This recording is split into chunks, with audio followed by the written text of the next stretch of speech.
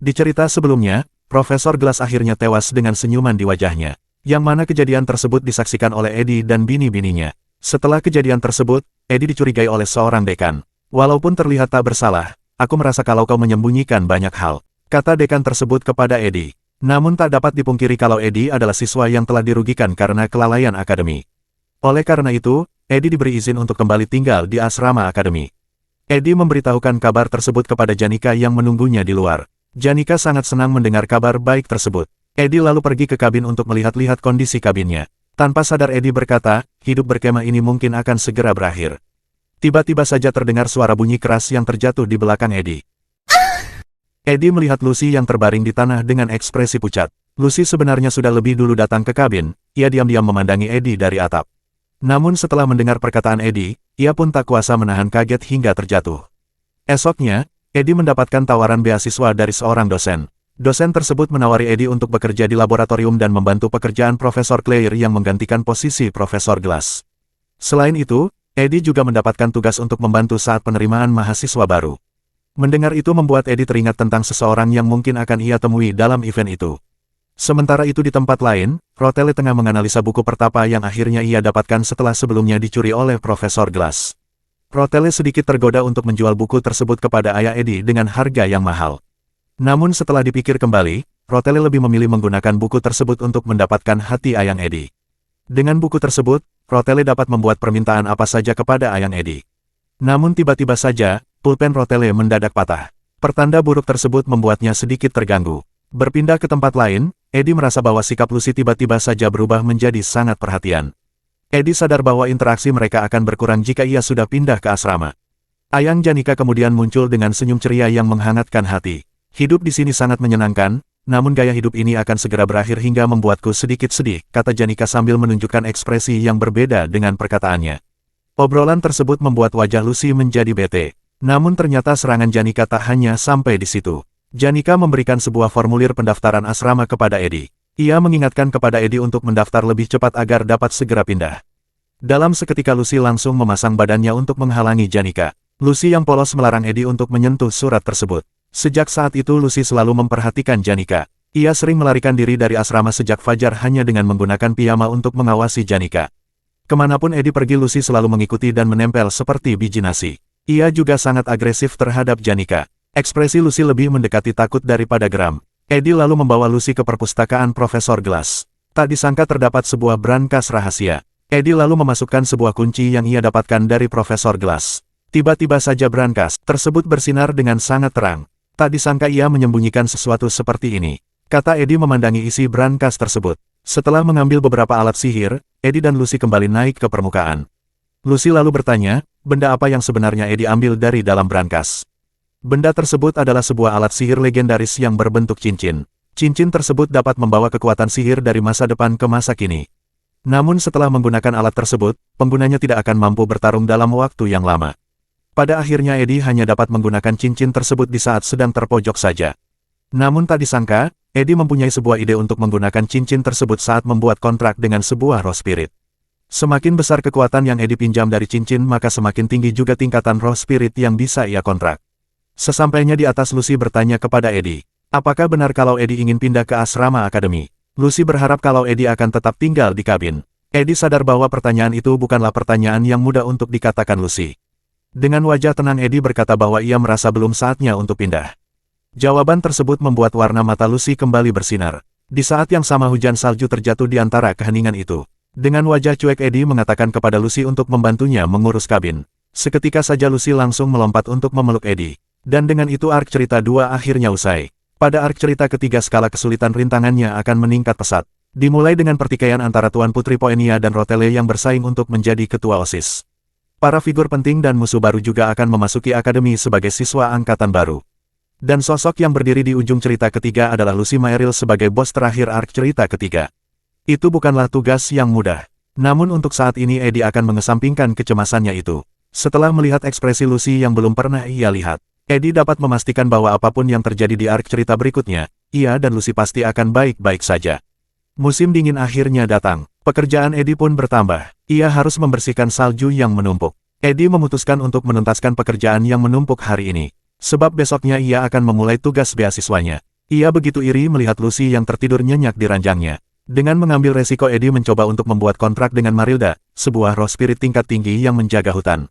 Eddie menggunakan cincinnya untuk meningkatkan kekuatan sihirnya. Adegan kemudian berganti pada Janika yang sedang duduk manis sambil tersenyum memandangi minumannya. Janika sedang bersama dengan teman-temannya. Mereka adalah Anis dan Clara. Clara mengingatkan bahwa Janika sudah berada di titik yang berbahaya. Ia sudah naksir berat kepada Eddie. Awalnya Clara sudah dengan ikhlas memberikan restu kepada Eddie dan Janika. Namun setelah melihat sikap Janika, Clara merasa bahwa Janika sedang menuju ke salah satu bad ending cerita romansa. Clara mengatakan bahwa Janika harus membuat Eddie haus akan dirinya. Ia tak bisa menerima apabila Janika harus menjalani cinta bertepuk sebelah tangan. Para roh spirit mendukung aksi Clara yang menceramahi Janika. Clara menyuruh Janika untuk segera mencari solusi. Clara akan pulang ke rumah keluarganya di saat libur musim dingin. Oleh karena itu ia cukup khawatir dengan Janika. Anis mendukung penuh apa yang dikatakan oleh Clara. Namun Anis tak menyangka bahwa Clara akan memberikan restunya begitu mudah. Walaupun semua orang menilai Eddie dengan cukup baik, Clara mempunyai opini yang berbeda terhadap Eddie. Anis adalah asisten profesor terbaik. Ia mempunyai kemampuan akademis yang luar biasa. Tak hanya itu, ia juga mampu menangani semua tugas penting dengan sangat baik. Staf akademi yang berpengalaman bahkan mengakui dirinya sebagai siswa yang sangat dapat diandalkan. Ia adalah sosok penasehat terbaik. Alasan laboratorium pribadi Profesor Claire yang berantakan ini bisa selalu rapi adalah karena kemampuan kepengurusan Anis. Dia mampu mengumpulkan informasi pribadi yang hampir setara dengan tingkat menguntit. Bagi Anis, hubungan manusia hanyalah soal bergonta-ganti topeng. Saat ini ia mempunyai waktu kosong untuk mencari informasi terkait Eddie dan latar belakangnya. Ia terus membaca informasi Eddie sembari melakukan tugasnya yang lain. Dari informasi yang ada, ia menyimpulkan bahwa Eddie hanyalah orang yang tak berbakat dan tidak menunjukkan kemampuan yang mengesankan selama kelas 1. Pada akhirnya Anis berpendapat bahwa Eddie hanyalah anak manja yang memiliki kemampuan seperti sampah. Dengan mengeluarkan sedikit senyum, Anis memutuskan untuk melakukan sesuatu kepada Eddie. Profesor Claire bahkan tak menyangka akan melihat ekspresi Anis yang belum pernah ia lihat. Adegan lalu berpindah pada Eddie yang berterima kasih kepada kepala pelayan Bel karena sudah membantu mencucikan pakaiannya di musim dingin. Pelayan Bel kemudian bercerita bahwa terdapat satu orang murid angkatan baru yang sudah mendaftar ke asrama. Dan murid tersebut bernama Tanya Rod Tyler, adik kandung dari Eddie, sang pria sejuta pesona. "Adikku sudah datang, sepertinya masa liburan akan merepotkan," kata Eddie dengan wajah yang kesulitan. Adegan lalu berpindah pada Ziggs yang sedang berolahraga di kabin Eddie. Ziggs memberitahukan kepada Eddie bahwa ia akan pulang ke kampung bersama dengan Elka selama libur musim dingin. Ziggs mengingatkan kepada Eddie untuk tidak terlalu memaksakan diri dalam berlatih. Eddie sedang berusaha untuk melatih sihir tingkat menengah dengan kekuatan sihirnya yang masih sedikit. Walaupun terlihat dingin, Ziggs sebenarnya adalah orang yang baik dan perhatian. Eddie lalu meminta bantuan Ziggs untuk membersihkan perpustakaan Profesor Glass. Ia berniat menjadikan perpustakaan tersebut sebagai ruang kerja pribadinya. Sebagai imbalannya, Eddie memberikan Ziggs sekantong uang.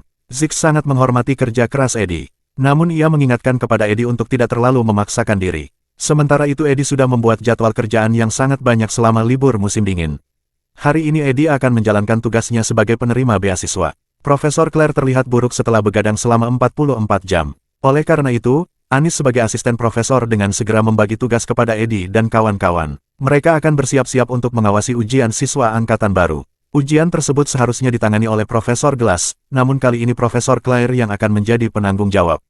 Eddie tak menyangka kalau Klebius akan terlibat dalam event ini. Klebius bertugas mengambil suplai yang telah dipesan. Onyx bertugas membantu pekerjaan Profesor Claire. Dan Eddie akan bertugas bersama Anis untuk melakukan survei di lapangan. Di balik semua itu, Anis ternyata berencana untuk menggoda Eddie.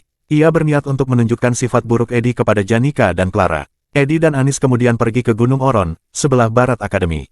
Setelah berjalan lama, Anis dan Eddie beristirahat sejenak. Anis mulai melancarkan aksinya dengan mulai memuji-muji Eddie. Eddie dengan santai menjawab kalau ia tak mempermasalahkan itu. Ia hanya fokus untuk menyelesaikan pekerjaannya dengan segera. Anis lalu melancarkan serangan keduanya. Ia mulai melakukan kontak fisik dengan merangkul tangan Eddie. Anis juga bercerita kalau ia dan Eddie memiliki nasib yang sama setelah dibuang oleh keluarganya. Ia berhasil melalui masa sulit itu dan menjadi orang yang lebih mandiri dan dewasa. Setelah menceritakan masa sulitnya, ia mengeluarkan sisi manisnya untuk memikat Eddie. Tak cukup dengan itu, Anis melakukan serangan agresif dengan berpura-pura jatuh hingga akhirnya diselamatkan oleh Eddie. Ia bahkan berpura-pura tersipu di depan Eddie. Sedangkan Eddie hanya melihat itu dengan ekspresi wajah yang datar. Anis tak menyangka bahwa Eddie ternyata cukup sulit untuk ditaklukkan. Namun yang paling ia tak sangka adalah Eddie mempunyai tubuh fisik yang sangat bagus. Ia mengira bahwa Eddie hanyalah anak bangsawan yang manja, tapi setelah melihatnya secara langsung ternyata Eddie cukup kompeten dalam pekerjaannya. Dan yang paling Anis akui adalah wajah Eddie yang memang sangat tampang. Pantas saja Janika jatuh cinta kepadanya, kata Anis dengan malu-malu. Tanpa sadar Anis telah terpikat pada pesona Bang Eddie. Ia akhirnya menyadari itu dan akan lebih mempersiapkan dirinya untuk menjebak Eddie. Sementara itu Eddie hanya memandangi gunung salju dengan berbagai pikiran. Ia sedang memikirkan cara untuk menghadapi adiknya yang akan menjadi salah satu villain dalam cerita ini.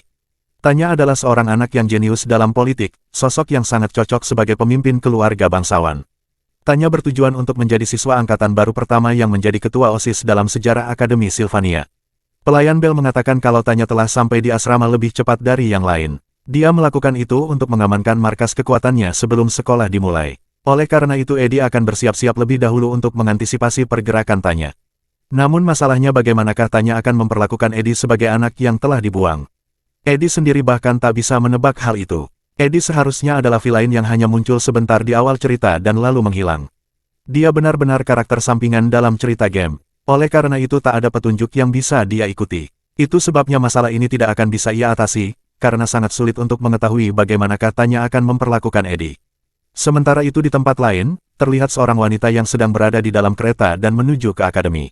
Perempuan tersebut mengetahui seluruh bintang-bintang yang berada di Akademi Sylvania. Ia sangat mengetahui siapa saja orang-orang yang mempunyai bakat hebat, terutama sang penyihir jenius yang sangat luar biasa terkenal. Dia sangat mengagumi mereka dan akan membaur di tengah mereka untuk menjalani kehidupan akademi yang memuaskan. Dan tugas pertama yang akan ia lakukan adalah menyingkirkan sampah akademi yang bernama Eddie. Yap, inilah dia sosok yang Eddie ceritakan. Tanya Rottweiler, sang adik tsundere yang memandang rendah kakaknya. Tanya melaporkan rencananya kepada ayahnya melalui sebuah surat. Surat tersebut membuat sang ayah tersenyum lebar dan sangat mengharapkan keberhasilan putrinya. Tanya berjanji akan memenuhi ekspektasi ayahnya terhadap dirinya. Rencana pertama Tanya adalah mendapatkan respek dari semua orang yang berada di akademi, oleh karena itu ia memulai dengan mengundang beberapa senior untuk melakukan pesta teh. Tanya bercerita kepada senior tersebut bahwa ia membutuhkan sebuah bantuan untuk mengusir kakaknya yang sangat mengganggu. Tanya menceritakan semua hal jelek tentang Eddie kepada senior tersebut, namun tiba-tiba saja perkataan Tanya berhenti di tengah jalan setelah melihat perubahan ekspresi senior tersebut. Tanya lalu teringat dengan peringatan yang ayahnya berikan untuk berhati-hati dengan senior tersebut. Dalam seketika, bulu kuduk Tanya berdiri hingga membuatnya merinding. Tak disangka, senior yang berada di depan Tanya saat ini adalah Rotele. Rotele mendengarkan semua cerita jelek tentang Eddie yang diceritakan oleh Tanya dengan senyum iblis di wajahnya. Eddie mendapatkan 2 buku sihir tingkat menengah dari perpustakaan Profesor Glass. Buku tersebut berisikan sihir api dan sihir angin. Namun sayang kekuatan sihir Eddie masih belum pulih. Ia lalu pergi membangunkan Lucy untuk memintanya menyalakan api. Namun karena tak kunjung bangun, Eddie terpaksa menggendong Lucy dan membawanya keluar kabin. Hanya dengan jentikan jari, Lucy menembakkan laser beam untuk menyalakan api unggun. Lucy kemudian berkata bahwa ia mencium bau parfum dari badan Eddie. Eddie baru sadar kalau parfum anis telah menempel di badannya. Lucy lalu berkata bahwa Eddie tak boleh sakit, ia harus menjaga kesehatannya. Lucy akan memperbaiki kekuatan sihir Eddie apabila berantakan. Namun tak disangka, bukannya berantakan tapi kekuatan Eddie sebenarnya telah terkuras habis akibat latihan yang berlebihan. Eddie benar-benar memaksakan dirinya. Setelah musim dingin berakhir Eddie mungkin akan jadi jauh lebih kuat. Namun tiba-tiba saja Lucy meminta kepada Eddie untuk mengelus kepalanya. Eddie melakukan itu, sambil membaca buku sihir di depan api unggun. Lucy begitu menikmati itu. Namun tiba-tiba saja, Rotele muncul dan menyapa Eddie. Rotele datang untuk membicarakan beberapa hal kepada Eddie. Ia juga punya pertanyaan untuk Lucy. Sementara itu di tempat lain Tanya pergi menemui Elka. Tanya meminta Elka untuk membantunya menyingkirkan Eddie. Sebagai imbalannya Tanya akan memberikan Elka beberapa barang antik milik keluarganya. Elka begitu tertarik dengan penawaran tersebut. Namun tiba-tiba saja Ziggs muncul dari belakang Elka. Ziggs selalu mendekati Tanya dengan tatapan yang gelap. Ia bertanya apakah Tanya adalah adik dari Eddie. Tanya menjawab iya dengan ragu-ragu. Setelah mendengar jawaban tersebut, ekspresi Ziggs berubah seketika. Ia tersenyum dengan begitu senang. Ziggs lalu memberikan Tanya sebuah mesin sihir yang dulu ia gunakan saat masih menjadi siswa angkatan baru. Tak hanya itu, ia juga meminta Elka untuk membawakan barang-barang bermanfaat yang dulunya mereka gunakan. Ziggs dan Elka begitu puas membantu Tanya. Mereka memberikan banyak barang kepada Tanya yang membuat ia kesulitan untuk memegangnya sendiri. Ziggs mengatakan bahwa kakak dan adik memang akan saling membenci dan mencintai. Namun terlepas dari itu ia akan tetap menganggap Tanya sebagai adik dari senior yang ia hormati. Ia berharap Tanya akan menjadi orang yang berprestasi dan hebat seperti kakaknya. Ziggs dan Elka lalu pergi meninggalkan Tanya dengan kondisi yang kewalahan. Tanya begitu heran dan bertanya-tanya dengan apa yang baru saja terjadi, tanpa ia sadari semuanya terjadi begitu cepat. Sementara itu di tempat lain terlihat Profesor Claire yang sangat kelelahan. Ia dan Anis baru saja menyelesaikan dokumen-dokumen yang menumpuk. Anis begitu kecewa dengan Klebius dan Onyx yang kerjanya tidak begitu bagus. Namun Eddie sedikit berbeda, dokumen miliknya tak mempunyai kesalahan. Anis mengakui bahwa Eddie bukanlah anak bangsawan yang hanya dimanja-manja saja.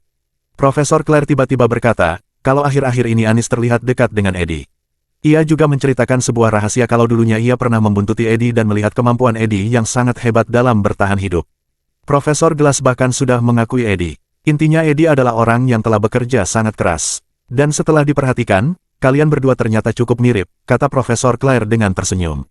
Anis mengakui bahwa Eddie bukanlah pria yang buruk, namun ia tak ingin menyemangati Janika untuk memiliki cinta yang indah yang hanya berdasarkan pada opini orang lain.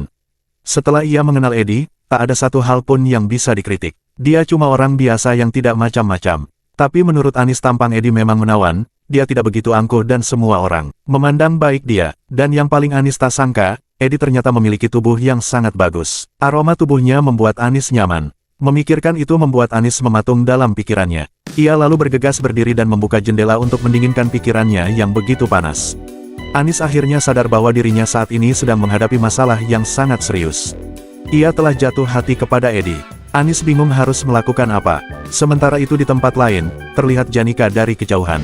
Janika terlihat seperti sedang mendengarkan Mook yang mengatakan sesuatu. Si kelelawar sepertinya sedang melaporkan kejadian Eddie dan Anis yang terlihat dekat. Mendengarkan itu membuat air mata Janika terjatuh. Namun tiba-tiba saja Tanya datang menemui Janika. Tanya ingin memperkenalkan dirinya kepada Janika. Ia ingin membangun koneksi dengan salah satu murid terhebat di akademi. Tanya datang menemui Janika setelah mendapatkan saran dari Rotele yang menyuruhnya untuk merekrut Janika dalam rencananya mengusir Eddie. Namun saran tersebut sebenarnya adalah jebakan. Tiba-tiba saja Janika mengeluarkan aura sihir yang sangat kuat. Janika dan Tarkan terlihat begitu murka hingga mengeluarkan aura yang sangat panas. Dalam amarahnya itu, Janika juga menangis dan mengeluarkan air matanya.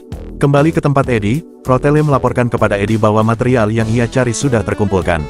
Sembari memberikan susu hangat, Eddie lalu berkata kalau Rotele seharusnya tak perlu repot-repot datang untuk memberitahukan itu. Namun Rotele berkata kalau Eddie tak perlu memikirkan itu, ia datang untuk sekalian beristirahat. Rotele lalu bertanya, mengapa Lucy tidur di pangkuan Eddie? Dengan polos Eddie menjawab karena saat ini adalah musim dingin. Rotele tak habis pikir dengan jawaban Eddie yang begitu polos. Rotele lalu mengeluarkan buku pertapa dari tangannya. Rotele ingin menagih janji yang telah Eddie buat. Eddie meminta Rotele untuk mendapatkan buku pertapa. Sebagai gantinya Eddie akan melakukan apapun untuk Rotele. Sebagai pedagang, Rotele meminta kembali uang yang telah ia keluarkan. Rotele hanya meminta dukungan Eddie. Rotele merupakan saingan dari Tuan Putri Poenia. Saat waktunya tiba, Rotele berharap kalau Eddie hanya akan memilih dirinya dan akan selalu berada di pihaknya. Namun Eddie juga sadar bahwa dukungan darinya tidak akan banyak membantu Rotele. Rotele lalu berkata bahwa ini bukanlah tentang politik untung dan rugi. Hanya saja, penting bagi Rotele untuk mengetahui apakah Eddie akan selalu berada di pihaknya. Dengan santai Eddie menjawab kalau itu bukanlah hal yang sulit untuknya. Ia berjanji akan selalu mendukung Rotele. Mendengar jawaban Eddie membuat Rotele tak dapat menahan senyumnya yang begitu menggoda. Itu adalah senyum yang akan membuat para penonton menjadi kelepek-kelepek. Tak terasa waktu sudah pagi, walaupun libur namun Eddie tetap bangun di pagi hari. Ia lalu meminta Lucy untuk menyalakan api unggun. Eddie lalu teringat dengan apa yang dikatakan Rotele semalam. Rotele bercerita bahwa ia telah bertemu dengan adik Eddie. Tanya mungkin akan segera datang menemui Eddie. Dan benar saja, pagi itu Tanya datang menemui Eddie bersama dengan beberapa pelayan. Tanya lalu menyapa Eddie. Ia juga membawa beberapa hadiah untuk Eddie. Namun di balik itu, Tanya terlihat ketakutan. Eddie mengira kalau kepergiannya membuat Tanya semakin terbebani dengan ekspektasi tinggi keluarganya. Tapi sebenarnya semua itu salah.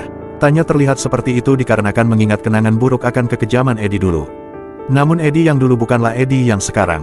Dulu ditendang sekarang ku dipandang. Eddie begitu senang melihat hadiah yang Tanya berikan. Ia lalu menyuruh Tanya untuk duduk bersantai sambil menunggu minuman yang ia buat.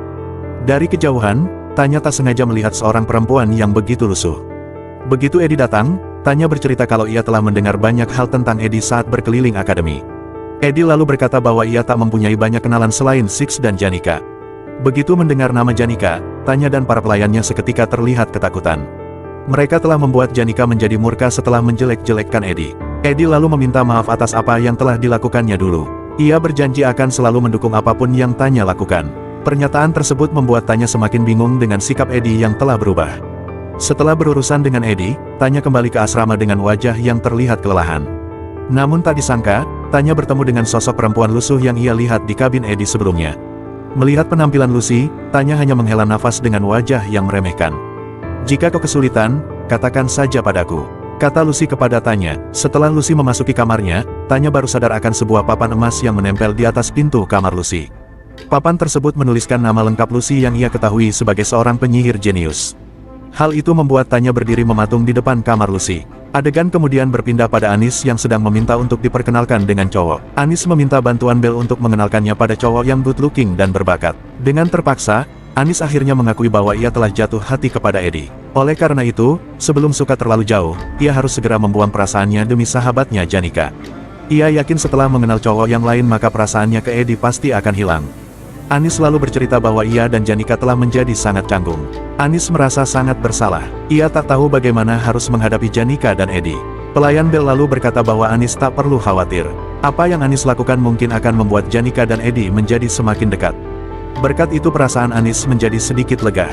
Sementara itu di tempat lain, Eddie terkejut melihat Janika yang tiba-tiba datang ke kabin. Melihat punggung Janika membuat Eddie sadar kalau Janika sedang tidak baik-baik saja. Ia lalu membuatkan sebuah minuman hangat. Bersamaan dengan itu, hujan salju tiba-tiba saja muncul. Eddie lalu berkata bahwa ia akan mendengarkan cerita Janika. Namun Janika menolak untuk bercerita. Ia tak dapat menceritakan tentang sahabatnya yang mungkin jatuh hati kepada orang yang ia juga sukai. Di tengah pikiran yang rumit itu, Eddie dengan spontan merangkul dan menghangatkan badan Janika. Hal itu membuat wajah Janika semakin berkaca-kaca. Mereka pun akhirnya bersandar dan saling menghangatkan satu sama lain. Dan begitulah cara mereka melalui malam yang begitu dingin bersama-sama. Adegan kemudian berganti. Diceritakan keluarga Rottweiler adalah keluarga yang sangat tenang. Namun setelah kematian putri sulung sekaligus penerus keluarga yang bernama Arwen Rottweiler, seorang pewaris baru muncul dan membuat semuanya berubah. Sebuah pepatah mengatakan, jika ingin melihat sifat asli seseorang maka berikan dia kekuasaan. Dan seperti itulah bagaimana sifat asli Eddie akhirnya terlihat. Menurut Tanya, dia adalah sampah yang sangat menyedihkan. Sebuah kenangan buruk muncul di pikiran Tanya. Kenangan di mana Eddie menyuruh Tanya untuk membunuh dirinya, agar Tanya bisa mendapatkan kursi pewaris. Kenangan tersebut membuat Tanya menjadi trauma akan kegilaan kakaknya. Tanya menjalani seumur hidupnya dengan merasa tertekan di bawah tatapan Eddie. Namun sebuah kesempatan telah datang setelah mendengar kabar Eddie yang akhirnya dibuang. Berkat itu Tanya mempunyai kesempatan untuk membuktikan kemampuannya. Ia akan membuktikan dirinya melalui pemilihan ketua OSIS. Dan rencana pertamanya adalah memenangkan ujian penempatan kelas siswa angkatan baru. Hari ujian pun akhirnya tiba. Tanya mencoba dengan sangat keras untuk menjauhi Eddie. Profesor lalu muncul dan menyuruh semua orang untuk segera menyiapkan ujian penempatan kelas. Ujian kali ini diadakan di Gunung Oron. Oleh karena itu, mereka mendaki gunung dengan membawa banyak peralatan.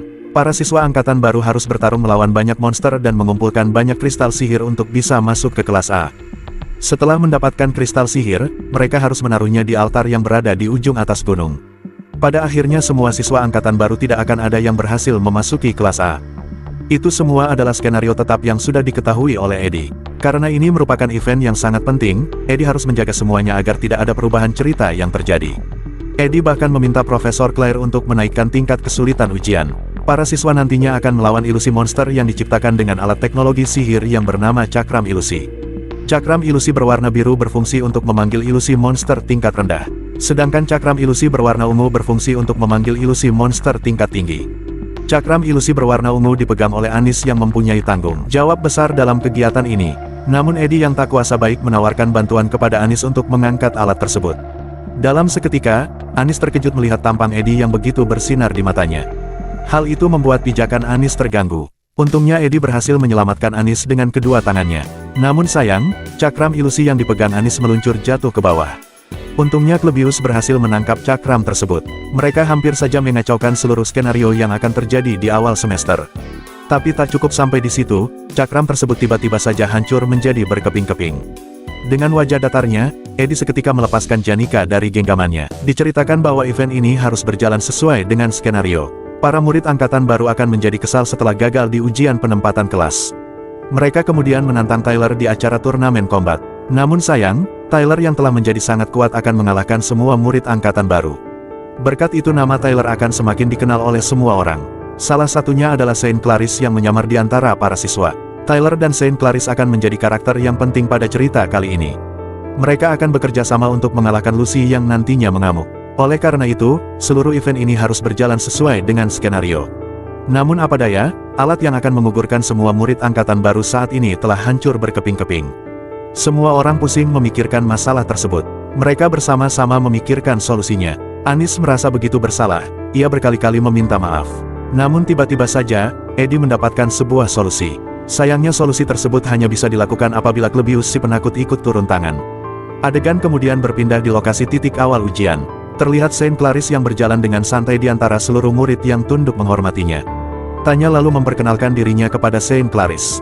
Tanya memanfaatkan momen itu untuk memperlihatkan kepada semua orang bahwa ia mempunyai hubungan yang dekat dengan Saint Clarice. Namun di tengah semua itu, tiba-tiba saja sebuah suar terbang dan meledak di atas langit. Kembang api tersebut menandakan bahwa ujian telah dimulai. Semua orang berlomba-lomba untuk mendapatkan kehormatan besar menjadi murid kelas A. Sementara itu Tanya sedang bertanya-tanya, apakah benar bahwa mereka hanya perlu menaruh kristal sihir di altar untuk menjadi murid kelas A. Tanya lalu tak sengaja bertemu dengan seorang perempuan aneh yang sedang menikmati salju. Perempuan tersebut mengatakan bahwa ia belum pernah merasakan salju. Ia adalah Kylie, seorang rakyat jelata yang berasal dari kota kecil di sebelah timur. Kylie dan Tanya akhirnya berteman setelah berkenalan satu sama lain. Kylie tak tertarik dengan hasil ujian. Ia hanya ingin membantu Tanya dalam ujian agar bisa semakin mengenal satu sama lain. Ia begitu senang mendapatkan teman pertamanya. Sementara itu di tempat lain, terlihat seorang murid yang akhirnya bertemu dengan Klebius. Tanpa basa-basi, Klebius langsung mengeliminasi murid tersebut dalam sekali tonjok. Berkat itu Klebius mulai merasakan percaya diri akan kemampuannya. Eddie menyuruh Anis dan Klebius untuk menghalangi para siswa baru dari mencapai altar yang berada di titik pusat ujian. Dengan perasaan penuh tanggung jawab, Anis mengalahkan semua murid angkatan baru yang mendekat. Sementara itu, Onyx yang ahli dalam sihir terbang bertugas menjaga keamanan. Adapun untuk Profesor Claire, ia bertugas mengurus seluruh dokumen. Sedangkan Eddie bertugas melindungi altar yang merupakan titik terakhir penentu kelulusan murid angkatan baru. Walaupun sihir Eddie belum pulih sepenuhnya, ia mempunyai sebuah rencana. Tak disangka, Eddie telah memperbaiki cakram ilusi yang berwarna ungu dengan kemampuannya.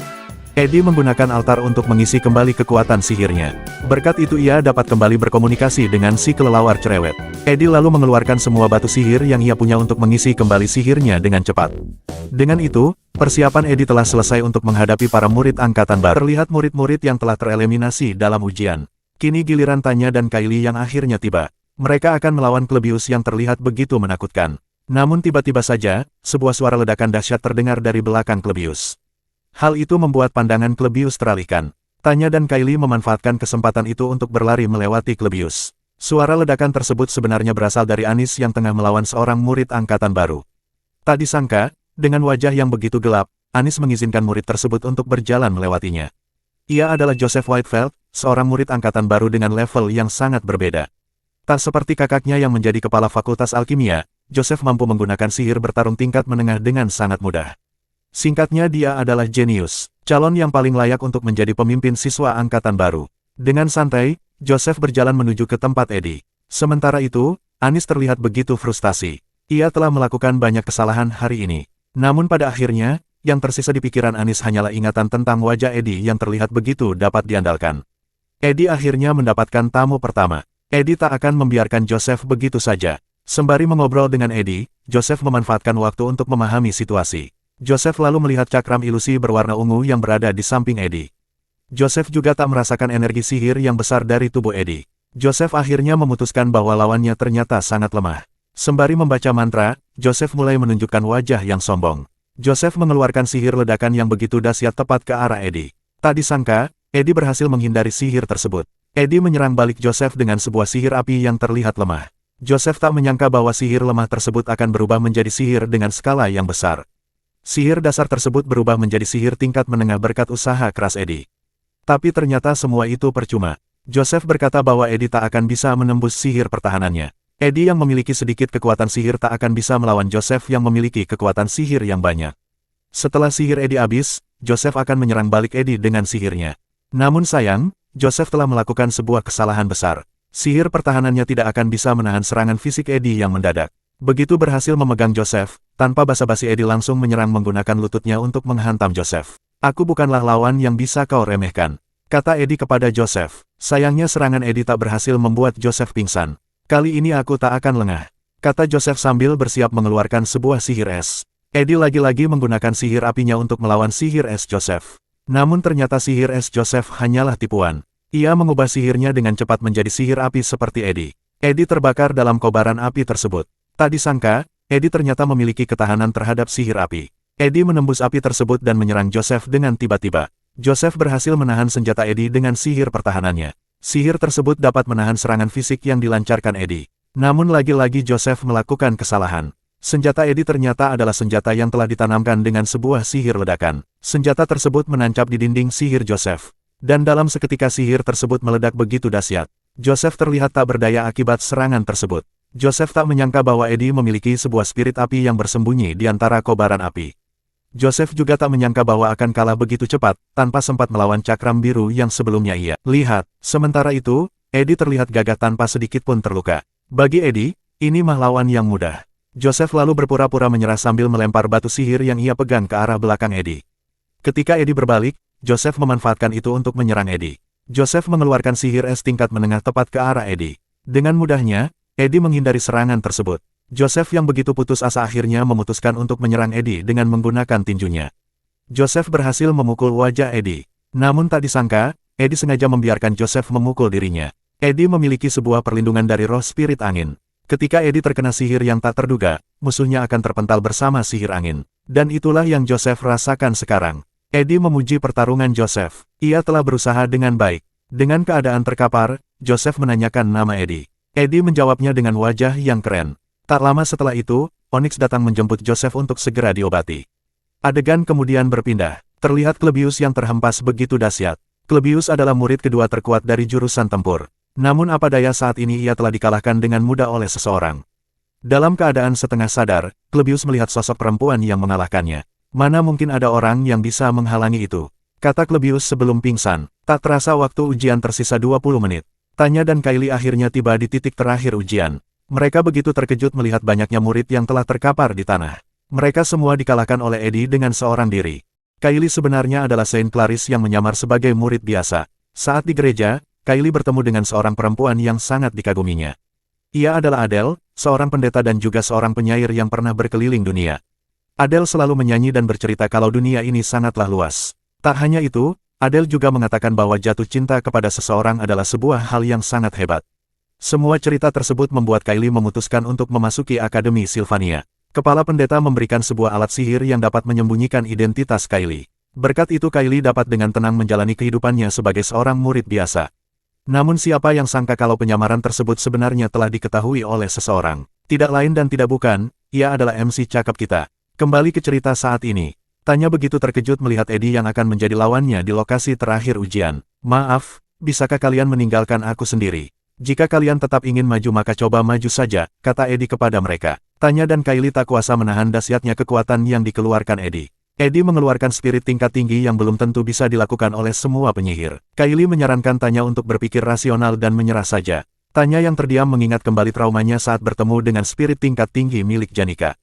Namun jika Tanya mundur sekarang, Tanya merasa bahwa hidupnya tidak akan pernah bisa berubah. Aku tidak akan mundur kawan. Status dan kemuliaan memiliki tanggung jawab dan beban yang berat, kata Tanya dengan wajah yang berat. Tanya merasa bahwa apa yang ia lihat sekarang hanyalah sebuah tipuan yang Eddie buat. Tanya tak percaya kalau Eddie yang dulunya payah dapat mengendalikan sihir tingkat tinggi sekarang ini. Namun ia pun akhirnya sadar kalau kekuatan Eddie bukanlah tipuan, setelah Marilda menyerang mereka dengan kehendaknya sendiri. Tanya dan Kylie terhempas ke belakang akibat serangan tersebut. Apa benar orang itu adalah kakak Tanya? Kata Kylie dalam hati. Kylie mengira kalau seorang bangsawan adalah orang yang memiliki penampilan rapi, senyuman hangat dan sikap yang elegan. Namun setelah melihat Eddie dengan mata kepalanya sendiri, ia yakin kalau Eddie adalah orang yang buruk bagi Tanya. Walaupun baru mengenal Tanya, Kylie merasa bahwa Tanya memiliki dendam terhadap Eddie. Oleh karena itu, Kylie akan bersungguh-sungguh membantu Tanya untuk mengalahkan Eddie. Semua itu demi Tanya yang merupakan teman pertamanya. Mendengar itu membuat Tanya mengira kalau Kylie mempunyai sebuah kekuatan yang sangat hebat. Hal itu terbukti saat bertarung melawan Klebius. Tanya melihat sedikit cahaya berkilau yang menghempaskan Klebius dengan mudah. Namun sayang, semua itu hanyalah spekulasi yang salah. Walaupun sempat terlihat keren, pada akhirnya Kylie hanya berlari dengan begitu pasrah. Wajah Tanya seketika berubah melihat kejadian itu. Kylie berlari menuju Eddie dan Marilda yang terlihat begitu kuat. Marilda menyerang Kylie dengan cakarnya. Kylie menahan serangan tersebut dengan sebuah perisai sihir. Tak disangka, perisai tersebut dapat melukai Marilda. Akibatnya Marilda mengamuk dan menghempaskan kekuatannya dengan begitu dahsyat. Kylie tak kuasa menahan kekuatan tersebut hingga akhirnya terlempar jauh. Apa sudah berakhir? Kata Eddie dengan begitu santai. Tiba-tiba saja Tanya muncul untuk menyerang Eddie dari jarak yang begitu dekat. Tanya mengeluarkan sihir dasar tipe angin yang begitu kuat. Eddie pun terlempar akibat serangan tersebut. Namun sayang, itu hanyalah sebuah ilusi. Tanya begitu terkejut melihat ilusi tersebut. Ilusi tersebut ternyata berasal dari cakram ilusi yang diperbaiki Eddie. Beberapa panah sihir kemudian menancap di sekitar. Tanya tak kuasa menahan ekspresinya melihat sosok yang berdiri di depannya. Jangan bergerak, yang tadi hanyalah peringatan. Kata Eddie yang memberikan peringatan kepada Tanya. Apakah dia sungguh Eddie yang ku kenal? Kata Tanya dengan begitu terkejut. Tanya hanya duduk terpaku melihat sosok Eddie yang begitu berbeda. Ia teringat lagi dengan kenangan buruk yang membuatnya trauma terhadap Eddie. Kau sudah bekerja keras dengan baik. Maafkan aku yang begitu keras dalam ujian ini. Aku mempunyai alasan tersendiri untuk tak membiarkanmu lewat. Kata Eddie kepada adiknya. Sepertinya Eddie memang telah berbuah. Kata Tanya sambil melihat wajah Eddie yang begitu dewasa. Meskipun hanya ilusi, kau terus melawanku sampai akhir. Kau bisa membanggakan itu. Kata Eddie memuji Tanya. Pujian Eddie membuat Tanya menangis.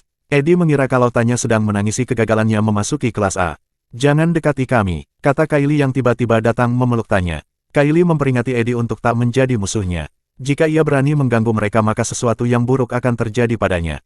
Dari kejauhan terdengar suara Profesor Claire yang memanggil Eddie. Kylie akhirnya sadar kalau ujian sebenarnya telah berakhir. Namun tiba-tiba saja, sihir transformasi Kylie mulai menghilang yang menyebabkan sebelah rambutnya mulai terlihat putih. Hal itu disebabkan karena alat sihir yang biasanya ia bawa telah terjatuh saat pertarungan tadi. Profesor Claire terlihat semakin mendekat. Kylie begitu ketakutan mengira identitasnya akan diketahui. Jika identitasnya diketahui maka kehidupan sekolahnya akan berakhir. Namun tak disangka, si kelelawar tiba-tiba saja datang dan memberikan alat sihir tersebut kepada Eddie. Hati-hati, jangan sampai kehilangan alat ini lagi. Kata Eddie sambil diam-diam memberikan alat tersebut kepada Kylie. Kylie hanya terdiam tanpa sempat merespon perkataan Eddie. Eddie dan Profesor Claire kemudian pergi meninggalkan Tanya dan Kylie yang terdiam mematung di tempat.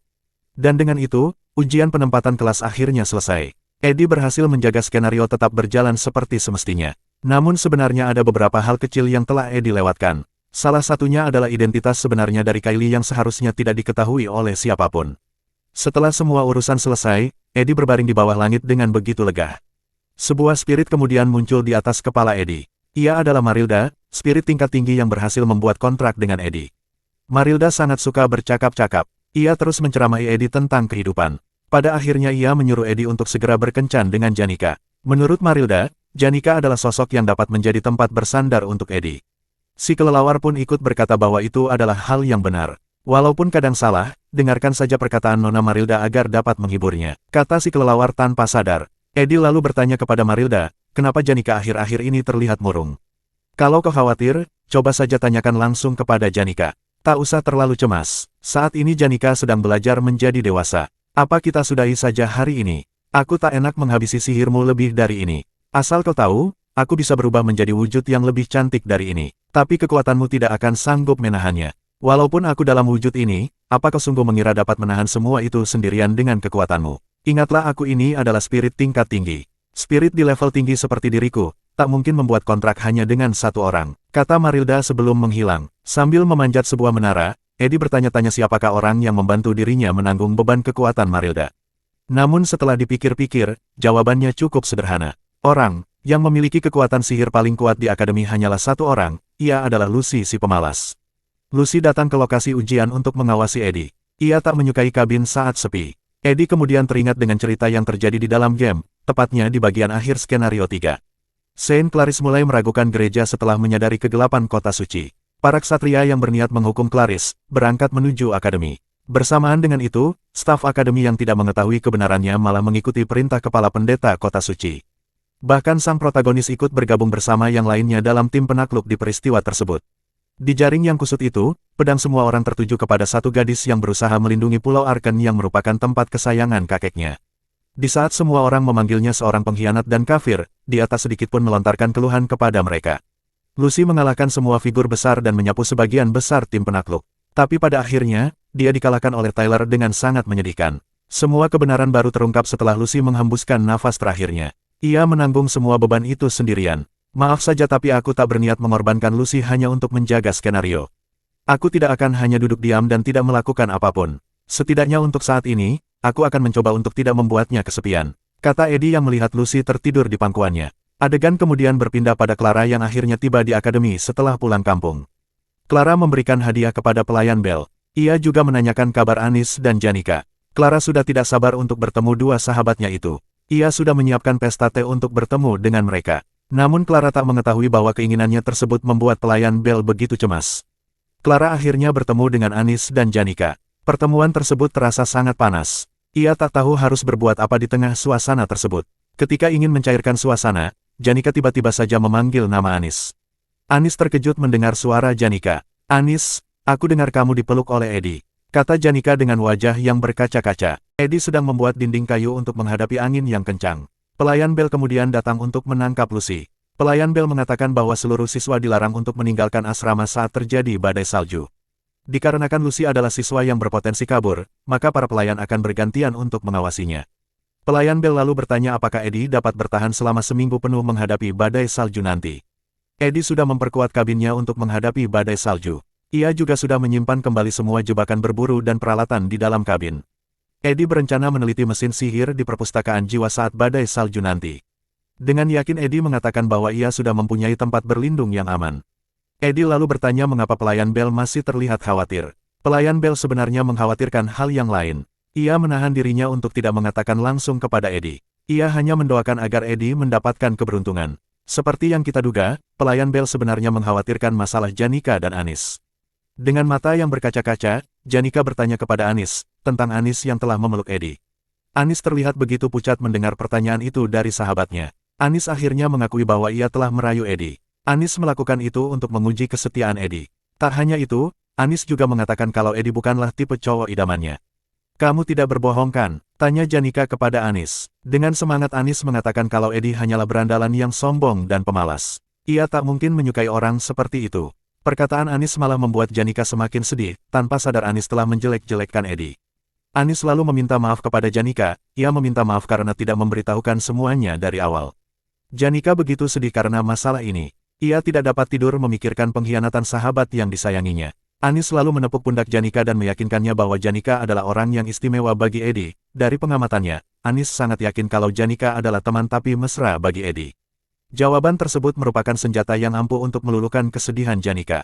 Berkat hal itu Anis mendapatkan kembali kepercayaan Janika. Namun di balik itu, Clara menyadari sesuatu setelah melihat ekspresi tersembunyi Anis.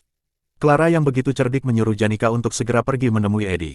Dengan kecepatan penuh, Janika pergi menuju ke hutan utara. Begitu Janika pergi, Anis langsung meminta Clara untuk mengenalkannya kepada pria lain. Clara tak dapat berkata-kata lagi dengan sikap Anis yang begitu agresif. Anis pun berjanji bahwa setelah semester berakhir, ia tidak akan lagi bertemu dengan Eddie dalam urusan akademi. Namun sayang, takdir berkata lain. Semua murid beasiswa telah setuju untuk tetap bekerja sama sebagai asisten murid Profesor Claire. Profesor Claire sangat menyukai kerja Eddie yang sangat baik, oleh karena itu, ia akan memberikan beasiswa yang lebih baik dari sebelumnya. Hal itu akan membuat Eddie dan Anis akan lebih sering bertemu di semester berikutnya. Adegan lalu berganti pada Janika dan Eddie yang berada di kabin. Eddie menyadari kalau Janika terlihat lebih ceria dibanding sebelumnya. Kehadiran Janika membuat Eddie menjadi lebih tenang. Janika adalah karakter yang sudah tidak terikat dengan cerita utama. Eddie menganggap Janika sebagai teman yang bisa dipanggil sebagai sahabat. Janika masih tak menyangka kalau Eddie berhasil membuat kontrak dengan Marilda yang merupakan roh tingkat tinggi. Eddie lalu mengatakan bahwa ia sebenarnya cukup curang dalam hal ini, sambil memperlihatkan cincin yang diberikan oleh Profesor Glass. Eddie akhirnya menjelaskan kepada Janika tentang Profesor Glass dan cincin peninggalannya. Ia juga berbicara tentang rencananya di masa depan. Untuk sementara Eddie tidak akan dapat menggunakan sihir. Energi sihir Eddie akan kembali pada awal semester berikutnya setelah liburan. Janika memberikan selamat kepada Eddie. Di kalangan penyihir roh, hari di mana berhasil mengontrak roh tingkat tinggi disebut sebagai hari ulang tahun yang kedua. Setelah badai salju, pemilihan ketua OSIS akan segera dilakukan. Murid-murid mulai menanyakan siapakah sosok yang akan dipilih oleh Janika. Namun Janika lebih memilih untuk bersikap netral pada siapapun calonnya. Janika seketika mengingat sesuatu. "Ngomong-ngomong, bukankah adikmu juga mencalonkan diri sebagai ketua OSIS?" tanya Janika kepada Eddie dengan suara khawatir. "Apakah kamu juga dekat dengan adikmu?" tanya Janika lagi. "Walaupun tidak terlalu dekat, tapi aku peduli padanya. Aku ingin tetap akur dengan adikku," jawab Eddie dengan serius. Dengan berlinang air mata, Janika menanyakan hadiah apa yang disukai oleh Tanya. "Apa kamu melakukan sesuatu kepada Tanya?" tanya Eddie kepada Janika. Janika tak pandai berbohong, hanya butuh waktu 3 detik baginya untuk mengaku dan menceritakan rasa bersalahnya kepada Eddie. Eddie menganggap itu bukanlah masalah yang serius sambil tersenyum kecil. Badai salju akhirnya turun. Akademi melarang para murid untuk keluar dari asrama. Saint Claris terlihat begitu khawatir tentang identitasnya yang mungkin telah diketahui oleh Eddie. Apa yang Eddie lakukan sebelumnya membuat Saint Claris begitu tidak nyaman. Saint Claris mendapatkan informasi kalau Eddie tinggal di sebuah kabin yang berada di hutan utara. Sebelum badai salju dimulai, Saint Claris memutuskan untuk pergi membungkam Eddie di kabinnya. Saint Claris tak ingin kebebasannya berakhir direbut oleh Eddie yang menurutnya sangat kejam. Saint Claris begitu yakin kalau ia harus menemui Eddie segera, walaupun harus berjalan di tengah badai salju yang begitu kencang. Sementara itu di tempat lain, Klebius sedang mencari alasan untuk berhenti sebagai asisten Profesor Claire. Profesor Claire meyakinkan Klebius untuk tetap menjadi asistennya. Ia hanya perlu melakukannya saja tanpa perlu banyak khawatir. Untuk sementara, Klebius menerima saran Profesor Claire. Klebius adalah seorang anak yang ditinggalkan oleh keluarga bangsawan Nortondale. Klebius telah membunuh kakaknya yang merupakan satu-satunya orang yang selalu mendukungnya. Klebius masih mengingat jelas kata-kata terakhir kakaknya. Bagi Klebius, ingatan tersebut merupakan sebuah kutukan untuk dirinya hingga sekarang. Adegan berpindah pada Eddie yang akhirnya berada di perpustakaan jiwa. Eddie akan menghabiskan waktunya untuk melatih skill rekayasa sihir dan skill roh spirit selama badai salju di perpustakaan jiwa.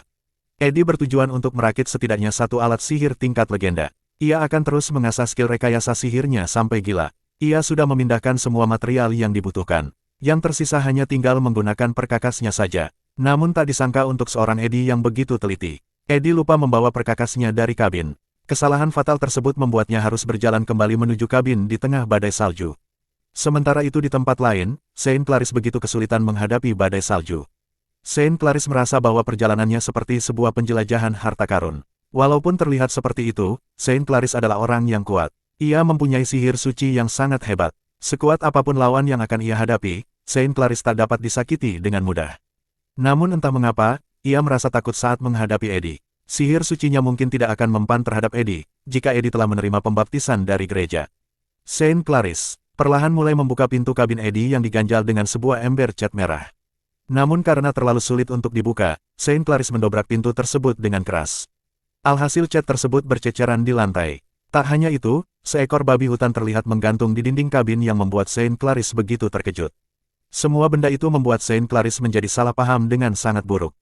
Tiba-tiba saja ia mendengar sebuah suara langkah kaki yang mendekat. Ia memutuskan untuk bersembunyi di bawah kolong meja. Sosok yang terlihat gelap tersebut akhirnya datang. Saint Claris menutup mulutnya dengan sangat rapat sambil melihat langkah kaki orang tersebut. Namun sayang, sebuah alat perangkap yang berada di atas meja terjatuh tepat di depan Saint Claris. Saint Claris melihat orang tersebut memegang sebuah senjata dengan sangat mengerikan. Penampakan tersebut membuat dirinya tak kuasa mengeluarkan sebuah suara ketakutan. Badannya terlihat begitu gemetar akibat ketakutan. "Siapa di sana?" kata orang tersebut dengan tiba-tiba. Seperti yang diduga, orang tersebut adalah Eddie. Eddie tak menyangka melihat Kylie berada di kabinnya. Namun tanpa sempat bertanya, Kylie lebih duluan melancarkan teriakan dan serangannya yang begitu dahsyat. Serangan tersebut menghempaskan Eddie ke belakang. Eddie terluka parah akibat serangan tersebut. Saint Claris menyesali perbuatannya, ia mengira telah membunuh seseorang dengan serangan sihirnya.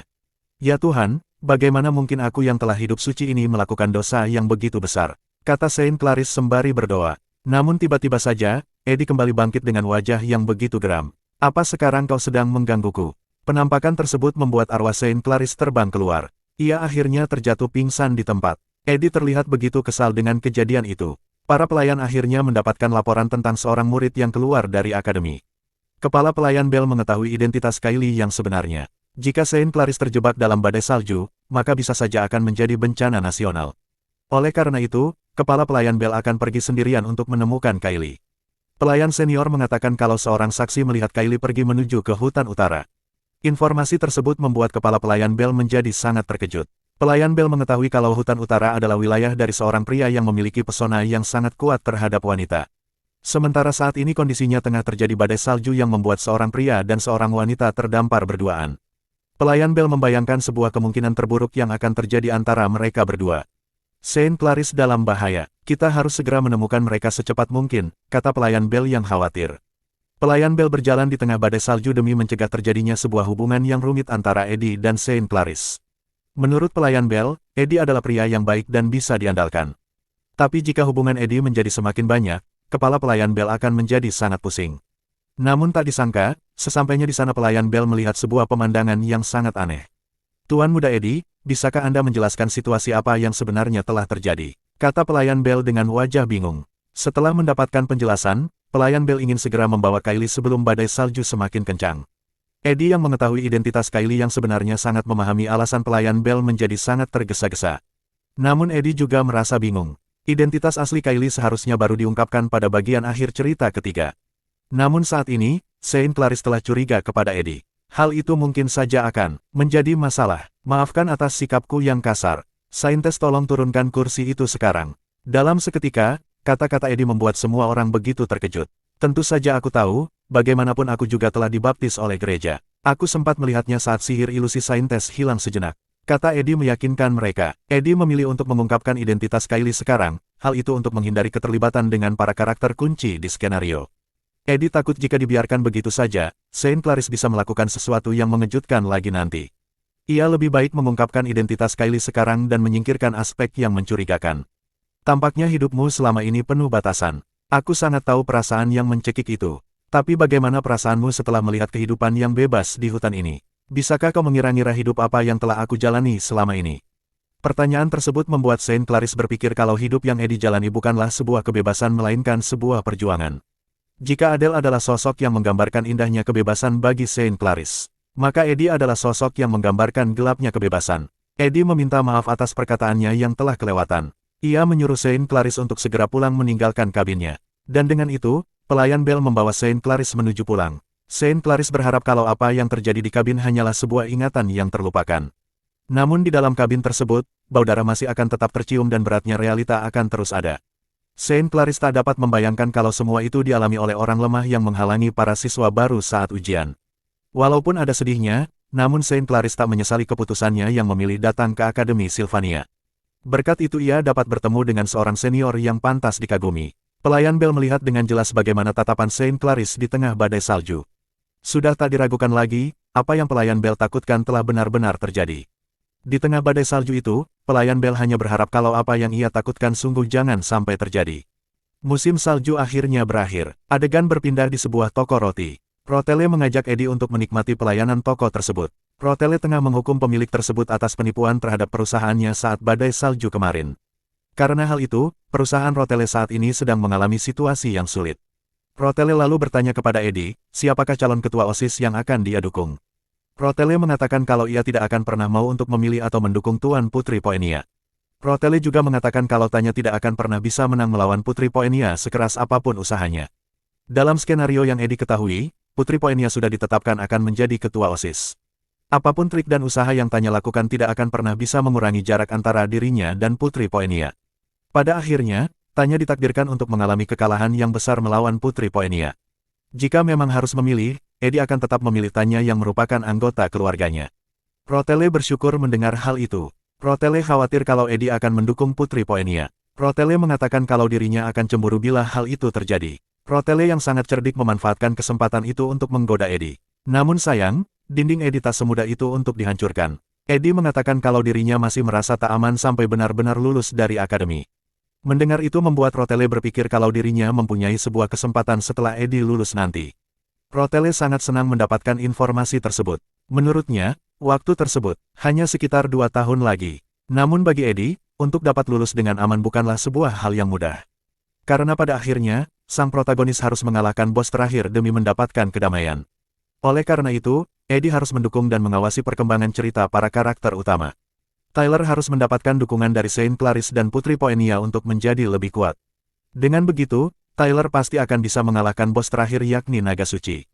Saint Clarice berhasil menjaga identitasnya dan masuk ke sekolah dengan normal. Eddie yakin kalau Putri Poenia akan berhasil menjadi ketua OSIS. Jika hak tersebut benar terjadi, maka skenario yang rusak pada tahun kemarin bisa kembali seperti semula. Dengan begitu Eddie bisa hidup dengan tenang sampai lulus. Namun sayang, takdir tidak akan berjalan semudah itu Ferguson. Berbalik dengan ekspektasi Eddie sebelumnya, kondisi Putri Poenia saat ini berpotensi menghancurkan skenario. Adegan berpindah lagi pada Klebius yang tengah mengalami kesulitan. Klebius mendapatkan surat tantangan dari seorang junior. Tak hanya Klebius, Zix juga mendapatkan tantangan langsung dari seorang junior. Junior tersebut begitu percaya diri menantang Zix. Ia adalah Wet Clamor, murid angkatan baru yang merupakan seorang ksatria pedang dari keluarga Clamor. Setelah berhasil mendapatkan peringkat 1 di angkatannya, Clamor berniat menantang semua murid hebat yang berada di akademi. Dengan percaya diri, Kelamor mengatakan kalau ia akan menantang Ziggs setelah mengalahkan Eddie dan Janika juga. Sepertinya kau telah salah paham.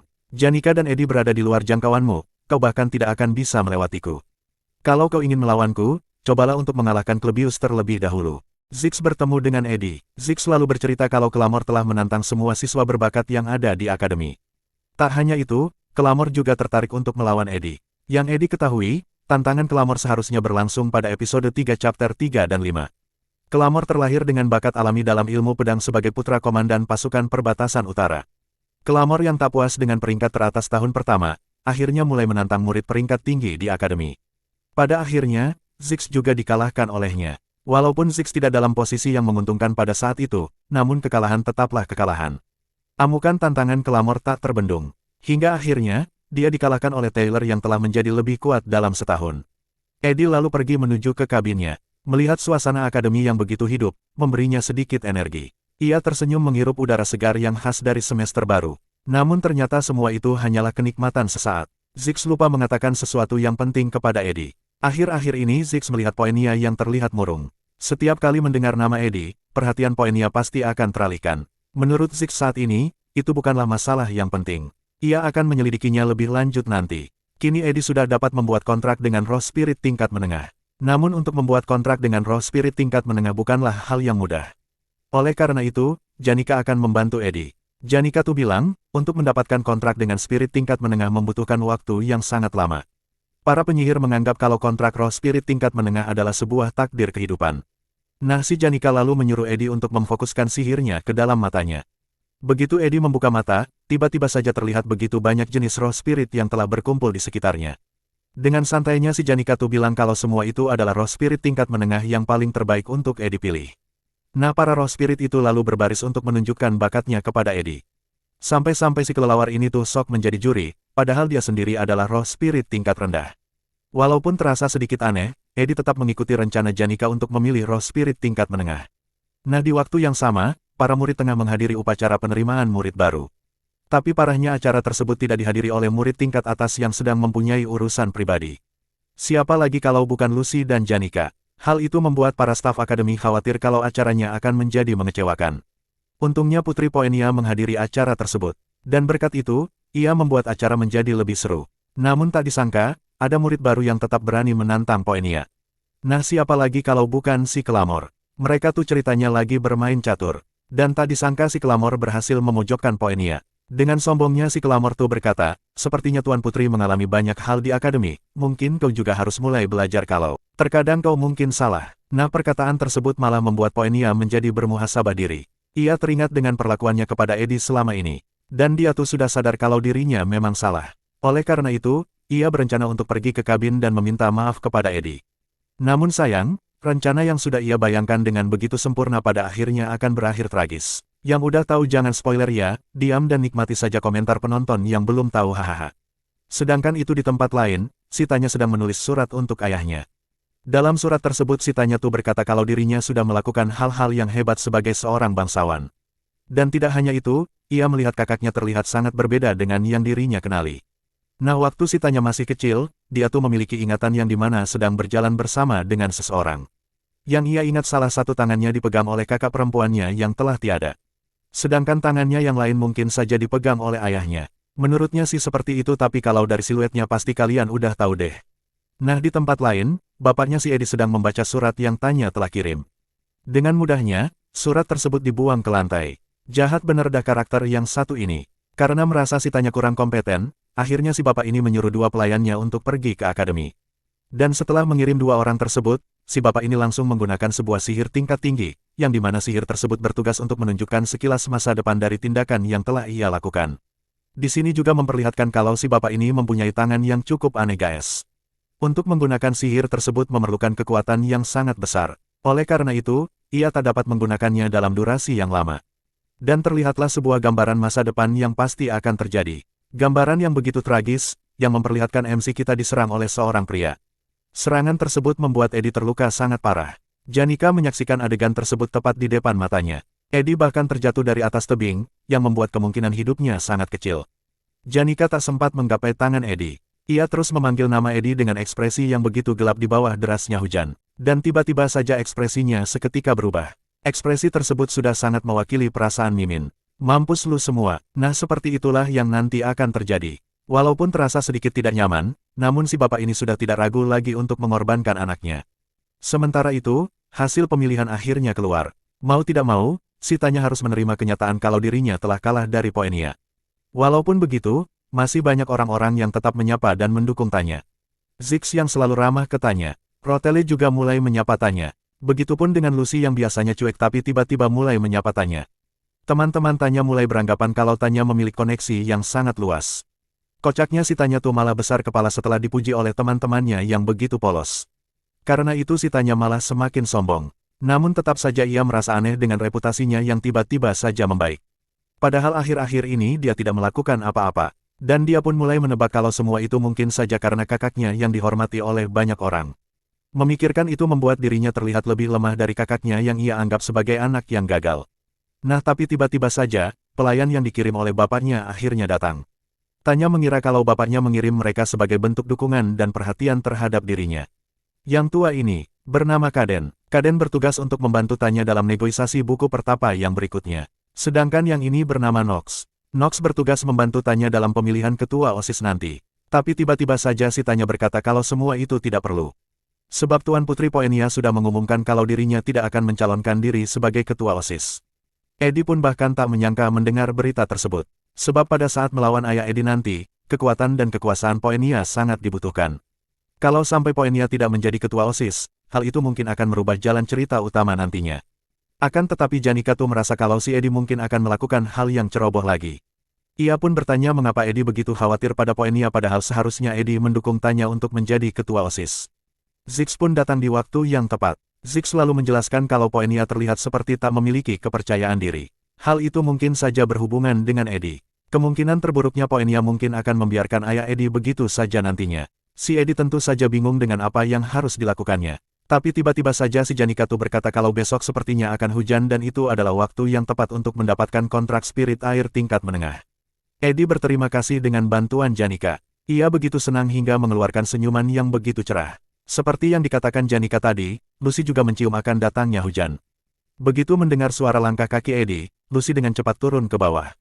Eddie pun muncul dari balik pohon. Suasana kabin terlihat begitu tenang dan damai seperti biasanya. Eddie memandangi Lucy yang terlihat tidur begitu nyenyak di depan api unggun. Hujan akhirnya turun, yang memadamkan hangatnya api unggun. Eddie pergi ke sebuah tebing untuk berlatih memanggil roh spirit air tingkat menengah. Ia ditemani oleh si kelelawar yang bersembunyi di balik jas hujannya. Tapi tiba-tiba saja, Eddie didatangi oleh dua orang yang begitu misterius. Dan seperti yang sudah kita duga, mereka adalah Kaden dan Nox, yang datang dengan niat buruk kepada Eddie. Eddie tak menyangka kalau ajudan yang paling setia di samping ayahnya akan datang sendiri menemuinya. Dengan sombongnya si Kaden tuh berkata kalau ayah Eddie memberi perintah untuk menyingkirkan Eddie segera. Oleh karena itu, mereka akan menggunakan belati yang beracun untuk membuatnya begitu kesakitan. Namun setelah mengamati perubahan Eddie, Kaden tuh bilang kalau dirinya berubah pikiran dan meminta Eddie untuk merebut tahta keluarga. Sebenarnya mereka tuh cuman berpura-pura saja ngomong begitu untuk menjebak Eddie. MC kita yang hebat ini tentu saja tidak akan tertipu semudah itu, dengan kerennya Eddie tuh berkata, jangan coba-coba menipuku. Dan wajah asli mereka pun akhirnya terlihat. Kaden menyerang Eddie menggunakan belati anginnya. Eddie berhasil menghindari itu. Nox juga ikut menyerang Eddie menggunakan gada apinya. Eddie juga berhasil menghindari itu. Eddie memanfaatkan momentum tersebut untuk menyerang mereka menggunakan busur airnya. Si Nox ternyata mempunyai dendam kepada Eddie. Nox mempunyai seorang anak yang dulunya dianiaya oleh Eddie. Eddie yang sekarang tentu saja tak mengetahui itu, mau tidak mau, ia harus menerima tanggung jawab dari masa lalu Eddie. Dengan penuh amarah, Nox terus menyerang Eddie. Sesekali Eddie menggunakan sebuah perisai sihir untuk menangkis serangan mereka. Tanpa disadari Eddie telah menjadi seorang petarung yang hebat. Ia mempunyai banyak strategi untuk menipu dan mengalahkan lawannya. Dan tidak hanya itu, di tengah pertarungan Eddie berhasil memanggil spirit air tingkat menengah yang bernama Lesia. Pada akhirnya Eddie berhasil mengalahkan Kaden dan Nox. MC kita ini makin lama makin kerencok. Mirip banget dengan Mimin sewaktu muda. Kembali ke cerita, jadi si Eddie nih sadar kalau ayahnya tidak akan berhenti untuk mengejar dirinya. Kalau ia tidak wafat sekarang, mungkin saja akan ada pembunuh lain yang akan terus mendatanginya.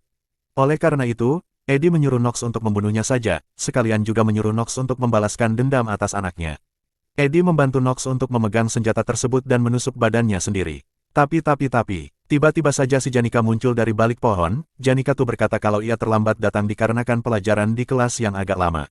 Janika melihat tragedi tersebut dengan kedua matanya. Eddie lalu terjatuh ke bawah tebing dengan luka tusuk di badannya. Janika berlari untuk menyelamatkan Eddie. Tapi sayang tangan Janika sudah tidak dapat meraih Eddie. Nox tak menyangka kalau akan ada saksi mata yang melihat itu. Namun tiba-tiba saja terjadi ledakan energi yang begitu kuat. Energi dari lingkaran sihir tersebut membuat Nox terdiam membatu di tempat. Nox saat ini sedang menyaksikan ritual pemanggilan spirit tingkat tertinggi di depan matanya. Dan juga sesosok gadis yang memerintahkan spirit tersebut. Dengan penuh amarah, Janika berkata begini. Apa kau sadar dosa apa yang sudah kau perbuat? Setelah melihat kematian Eddie di depan matanya, Janika mengerahkan seluruh kekuatannya untuk menciptakan sebuah pemandangan yang begitu mengerikan. Pemandangan tersebut memperlihatkan sebuah spirit yang konon pernah membakar pegunungan Apot pada zaman mistis. Monster tersebut bernama Theorpis, ia adalah roh spirit api tingkat tertinggi. Dengan memanggil tangannya saja, sudah cukup untuk membumi hanguskan seisi hutan utara. Nox yang melihat itu akhirnya sadar, kalau ia sudah melakukan sebuah kesalahan yang sangat besar. Sebuah kesalahan yang bisa membuatnya berpindah alam dalam sekejap mata. Hanya dengan satu pertanyaan, Janika membuat Nox merasakan panasnya api neraka. Tapi tiba-tiba saja, Marilda datang menolong Nox dan menyuruhnya untuk segera pergi. Dengan segera, Nox membawa Kaden pergi dari tempat itu. Janika yang penuh amarah mempertanyakan apa maksud dari tindakan Marilda saat ini. Ia menyuruh Marilda untuk segera pergi. Tapi tiba-tiba saja Janika menyadari sesuatu. Janika tak dapat membatalkan sihir pemanggilannya kepada Marilda. Dengan kata lain, kemunculan Marilda bukanlah karena dipanggil oleh Janika, melainkan karena panggilan dari orang lain. Seperti yang sudah kita duga, Eddie berhasil bertahan hidup. Semua itu berkat alat sihir yang ia buat di perpustakaan jiwa sewaktu musim dingin. Akan tetapi, alat tersebut hanya dapat memulihkan luka yang Eddie terima di beberapa detik sebelumnya. Sedangkan untuk luka yang dialaminya sewaktu bertarung akan tetap berada di tubuhnya. Alat sihir yang Eddie gunakan tadi tak seharusnya muncul secepat ini. Namun berkat itu, ia berhasil hidup dari incaran bapaknya. Oleh karena itu, mulai sekarang Eddie harus menyembunyikan keberadaannya sampai pemilihan ketua OSIS atau negosiasi buku pertapa selesai. Semua itu demi menjaga jalannya alur cerita yang ia ketahui. Tapi yang menjadi masalah saat ini adalah tubuh Eddie yang menderita banyak luka. Namun tiba-tiba saja, Tarkan muncul dari atas tebing. Tanpa mengucapkan salam, Janika langsung memeluk Eddie dengan begitu erat. Eddie cukup terkejut dengan pelukan yang diberikan oleh Janika di bawah derasnya hujan. Eddie pun meminta maaf karena selalu membuat Janika khawatir. Dan mereka akhirnya saling berpelukan dengan erat di bawah derasnya hujan. Mereka berdua kemudian berteduh di sebuah terowongan. Janika begitu senang mendengar rencana Eddie yang sementara waktu akan bersembunyi. Sebab ia akan menjadi satu-satunya orang yang akan selalu bertemu dengan Eddie.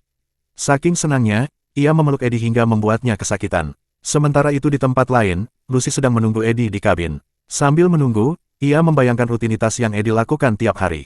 Walaupun kehidupan Eddie penuh lika-liku, tapi ia percaya kalau Eddie akan selalu kembali ke kabin dan menemuinya.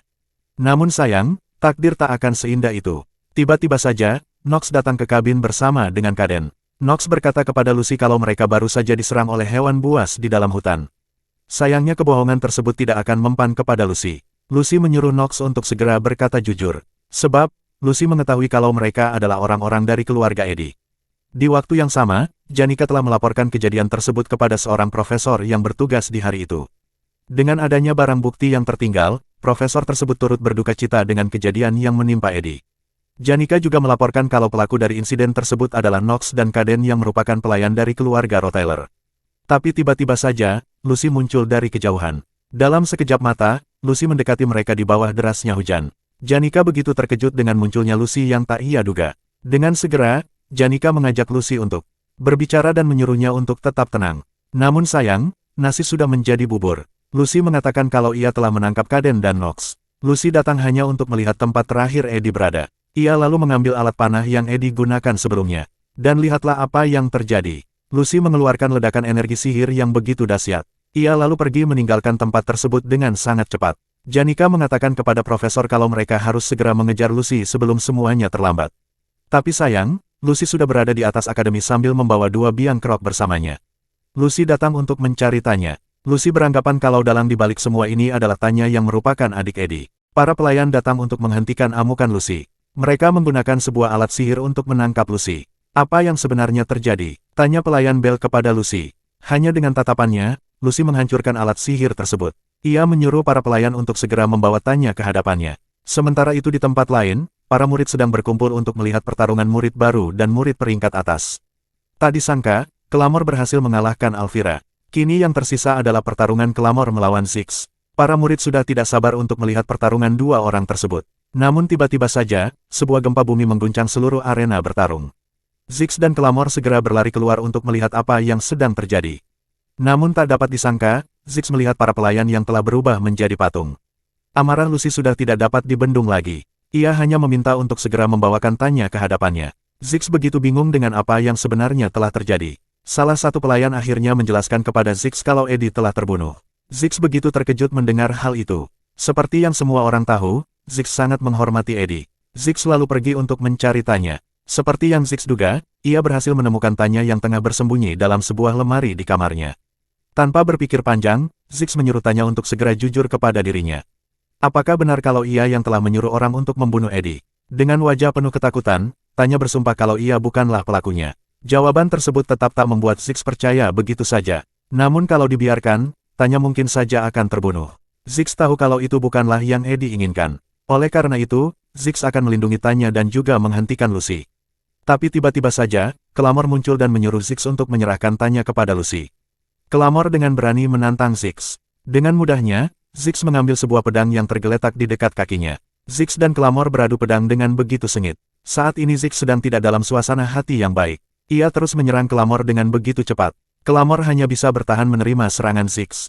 Tapi tiba-tiba saja, Clamor mampu melakukan serangan balik kepada Ziggs. Ia mengira kalau Ziggs adalah orang yang semudah itu untuk dikalahkan. Padahal sebenarnya Ziggs sengaja membuat celah itu untuk menipu Clamor. Berkat itu, Clamor berhasil mendapatkan satu pukulan gratis dari Ziggs. Tak disangka, Clamor malah semakin bersemangat. Clamor mengatakan kalau ia sangat suka bertarung dengan lawan yang kuat. Mendengar itu, membuat Ziggs sangat kecewa. Ziggs mengatakan kalau Clamor hanyalah orang yang sangat menyedihkan. Sebab jika memang dia sangat senang bertarung dengan lawan yang kuat, Clamor seharusnya pergi untuk menantang Lucy yang merupakan murid terkuat. Dengan penuh amarah Ziggs mengatakan kalau Clamor hanyalah pengecut yang sedang membuat alasan. Ziggs akhirnya memberikan serangan yang fatal tepat ke leher Clamor. Clamor akhirnya mengangkat kedua tangannya untuk menyerah. Dan pertarungan dimenangkan oleh Ziggs dengan begitu mudah. Hal itu pasti akan membuat Eddie pusing lagi. Pada cerita yang sebenarnya, Ziggs seharusnya kalah di tangan Clamor. Di saat yang sama, Lucy menghancurkan seluruh bangunan yang ada di sekitarnya. Semua itu untuk mengeluarkan Tanya dari persembunyiannya. Klebius yang penakut hanya bisa berlari ketakutan setelah melihat kekuatan Lucy yang begitu mengerikan. Namun tak disangka, Alvira muncul untuk menghentikan Lucy. Sebagai murid peringkat atas, Alvira mengatakan bahwa ia bertanggung jawab untuk menghentikan monster tersebut. Walaupun terlihat lemah, Alvira merupakan murid yang berbakat dalam menggunakan mesin. Dengan begitu percaya diri, Alvira berjalan mendatangi Lucy dan menyuruh Klebius untuk segera pergi. Hal itu tentu saja membuat Klebius malu dengan dirinya sendiri. Sementara itu di tempat lain, Janika akhirnya menemui Eddie. Janika menjelaskan kepada Eddie kalau Lucy sedang menghancurkan akademi untuk mencari Tanya. Eddie dengan segera membalut seluruh luka di badannya. Mau tidak mau, ia harus segera turun tangan menghentikan Lucy. Sebab tak ada satupun orang yang mampu menghentikan Lucy saat ini, walaupun seluruh murid harus bersatu untuk menyerangnya. Lucy sudah tidak dapat menahan kesabarannya. Hanya dalam seketika, ia membuat semua orang menjadi batu. Dengan melihat itu, sudah tidak dapat diragukan lagi kalau Lucy adalah penyihir terkuat saat ini. Namun tiba-tiba saja, Lucy menginjak sebuah jebakan. Jebakan tersebut meledak dengan begitu dahsyat. Seperti yang diduga, jebakan tersebut hanya membuat Lucy masuk angin saja. Walaupun sudah menduga itu, Alvira tetap saja merasa kesal karena tak berhasil melukai Lucy. Tak disangka, Lucy juga begitu marah dengan apa yang Alvira lakukan. Dalam sekejap, Alvira terpental jauh hingga menabrak dinding dengan begitu keras. Lucy lalu mendekati Alvira sambil menunjukkan kekuatannya yang begitu kuat. Namun hal itu tak cukup untuk membuat Alvira takut. Tanpa disadari, Alvira telah menaruh berbagai alat sihir di sekitar Lucy. Alat sihir tersebut kemudian diaktifkan menggunakan sebuah ramuan posion. Dengan itu, Lucy kembali terjebak dalam permainan Alvira. Alat-alat sihir tersebut merupakan sebuah mahakarya yang Alvira buat selama ini. Alvira yakin kalau semua alat sihir itu setidaknya bisa membuat Lucy cedera. Ia melakukan itu untuk memberikan waktu kepada para pelayan agar dapat mengevakuasi para murid di akademi. Kita lihat, apakah kau masih bisa menerobos seranganku ini? Ucap Alvira sambil mengaktifkan lingkaran sihirnya. Namun anehnya, Lucy hanya berdiri dan terdiam di tengah kumpulan mesin sihir itu. Tiba-tiba saja, semua mesin sihir itu mengalami kerusakan hingga akhirnya meledak. Lucy hanya menggunakan kekuatan mananya untuk merusak semua alat sihir tersebut. Dari sini kita bisa melihat bagaimana ekspresi Alvira yang sangat tak menyangka itu. Hingga pada akhirnya, Alvira juga harus gugur melawan Lucy. Walaupun begitu, Alvira masih tetap berusaha untuk menghentikan Lucy. Alvira berkata kalau yang Lucy lakukan saat ini bukanlah yang Eddie inginkan. Tanpa mengucapkan sepatah kata apapun, Lucy mengeluarkan lingkaran sihirnya untuk membuat Alvira menjadi batu. Namun tiba-tiba saja, sebuah sosok muncul menyerang Lucy dengan begitu cepat. Tak disangka, ia adalah Klebius sang penakut. Walaupun terlihat gemetaran, Klebius datang untuk menyelamatkan Alvira. Kau tak boleh lewat bro, ucap Klebius yang sok terlihat kuat. Namun sayang, adegan keren tersebut hanya berlangsung sebentar. Lucy menyerang Klebius hanya dengan menggunakan sentilan jarinya. Waktu yang dibutuhkan Lucy untuk menaklukkan Klebius hanyalah 1 detik. Sungguh malang karakter yang satu ini. Di saat semua orang mengira seperti itu, Klebius tiba-tiba saja bangkit kembali. Anehnya, ia malah menusuk dan melukai badannya sendiri, yang membuat seluruh badannya mengeluarkan darah dengan begitu banyak. Alvira begitu terkejut melihat wujud Klebius saat ini. Tanpa pikir panjang, Lucy langsung menyerang Klebius dengan ratusan panah api. Serangan tersebut meledak dengan begitu dahsyat. Lucy berani melakukan itu, sebab ia yakin kalau serangannya tak akan cukup mengalahkan Klebius yang telah bangkit menjadi seorang monster. Dan benar saja, Klebius tiba-tiba saja muncul di belakang Lucy. Pergerakan Klebius menjadi semakin cepat dari perkiraan Lucy. Namun sayang, serangan yang tak terduga tidak akan dapat melukai Lucy. Lucy memiliki perlindungan dari roh spirit angin. Dengan begitu kuat, Lucy menghempaskan Klebius jauh ke belakang. Klebius mencengkram tanah dengan begitu kuat untuk menahan serangan tersebut. Lukanya terus bertambah. Darah yang mengalir kini bergabung dengan darah yang sudah keluar dari tubuhnya. Dari jumlah darah yang keluar, takkan aneh lagi kalau Klebius tiba-tiba saja ambruk. Namun semakin banyak luka dan darah yang membasahi tubuhnya, semakin kuat pula sihir yang menyelimuti pedang dan tubuhnya. Seperti itulah teknik pedang darah, sebuah teknik terlarang dari keluarga Nortondale. Pertarungan tersebut terus berlanjut dengan begitu sengit. Sihir dan pedang terus beradu, hingga salah satu dari mereka terjatuh. Klebius yang terus memaksakan tubuhnya, kini berubah wujud menjadi seorang iblis pedang. Namun bagi Klebius, dirinya masih belum sebanding untuk melawan Lucy yang akhirnya mulai terlihat serius. Sambil menangis, Alvira memohon kepada Lucy untuk berhenti menyerang Klebius. Walaupun sudah babak belur, Klebius masih terus mencoba untuk bangkit. Klebius kemudian teringat dengan ingatan masa kecilnya. Sewaktu kecil, Klebius selalu mendapatkan hinaan dari keluarganya sendiri. Kakak Klebius adalah satu-satunya orang yang selalu mendukung Klebius. Kakak Klebius selalu mengatakan kalau Klebius kelak akan menjadi seorang pahlawan seperti pendiri keluarganya. Namun sayang, bukannya menjadi pahlawan, Klebius malah menjadi orang yang menghabisi nyawa kakaknya. Walaupun sang kakak memaafkannya, namun ingatan tersebut akan menjadi trauma yang begitu mendalam bagi Klebius. Kini Klebius mulai mencoba bangkit dari trauma masa lalunya. Dengan mengeluarkan seluruh kekuatannya, Klebius sekali lagi menyerang Lucy dengan begitu cepat. Ia berhasil melompat dan menghindari serangan Lucy. Dan akhirnya selesai. Pedang Klebius berhenti tepat di leher Lucy. Klebius kembali berubah ke wujud normalnya sambil mengatakan kalau dirinya sudah tak sanggup lagi. Setelah mengeluarkan seluruh jurusnya, ia akhirnya terjatuh pingsan tepat di hadapan Lucy. Bagaimana perasaan kalian setelah mendengar cerita tentang Klebius? Jujur saja, Mimin sangat terharu guys. Berkat Klebius, seluruh murid berhasil dievakuasi dengan aman. Tapi sebelum kita lanjut, mari berpindah di lokasi lain. Setelah mengalahkan Clamor, Ziggs berniat membawa Tanya ke tempat yang aman. Namun sayang, langkah mereka harus terhenti. Rotele muncul dengan senyuman yang begitu mencurigakan di wajahnya. Rotele mengatakan kalau mereka bisa melarikan diri dengan melewati pintu yang berada di belakangnya. Ziggs yang mengetahui kedekatan Eddie dan Rotele, tentu saja merasa curiga dengan sikap Rotele yang biasa saja. Ziggs kemudian bertanya, apakah Rotele sudah mendengar kabar tentang kematian Eddie? Di balik kegelapan, Rotele mengeluarkan senyum yang begitu kejam dan menjawab kalau ia sudah mendengar kabar tersebut. Untuk lebih memastikan, Ziggs bertanya lagi, apa yang akan dilakukan Rotele kepada Tanya setelah mendengar kabar kematian Eddie. Dengan ekspresi yang begitu dingin, Rotele menjawab kalau ia akan menghabisi Tanya dengan begitu kejam. Tanya seketika ketakutan mendengar itu, ia langsung mengatakan kalau pelakunya bukanlah dirinya. Namun setelah itu, sesuatu yang aneh terjadi. Rotele mengizinkan mereka untuk pergi tanpa harus bertarung satu sama lain. Insting Ziggs mengatakan kalau itu adalah hal yang tidak mungkin, mengingat Rotele yang sangat mencintai Eddie. Ziggs terjebak dalam pertarungan pikiran melawan Rotele yang sangat cerdik. Ziggs belum menyadari bahwa menghadapi perempuan adalah salah satu pekerjaan tersulit di dunia. Kembali ke pertarungan Lucy dan Klebius yang telah berakhir. Lucy yang terlihat arogan baru menyadari kalau dirinya hampir saja bertemu dengan malaikat maut. Serangan terakhir Klebius ternyata berhasil menggores leher Lucy. Lucy yang telah menjalani hidupnya sebagai orang terkuat, akhirnya merasakan sensasi ketakutan akan kematian. Hal itu membuatnya memutuskan bahwa musuh tak berdaya di depannya harus segera dimusnahkan. Untungnya Eddie segera muncul dan menyelamatkan Klebius. Seperti biasa, kedatangan MC kita ini sangat tepat waktu dan sangat-sangat epic guys. Melihat Eddie yang masih hidup membuat Klebius merasa sangat bodoh karena harus bertarung sampai babak belur. Walaupun sangat ingin kabur namun ia tetap memilih untuk bertarung demi melindungi orang-orang yang mempercayainya. Eddie berterima kasih kepada Klebius dan Alvira yang telah mengulur waktu sampai ia datang. Eddie juga bersumpah kalau usaha yang dilakukan oleh Klebius bukanlah hal yang sia-sia. Klebius merasa sedikit lega mendengar itu.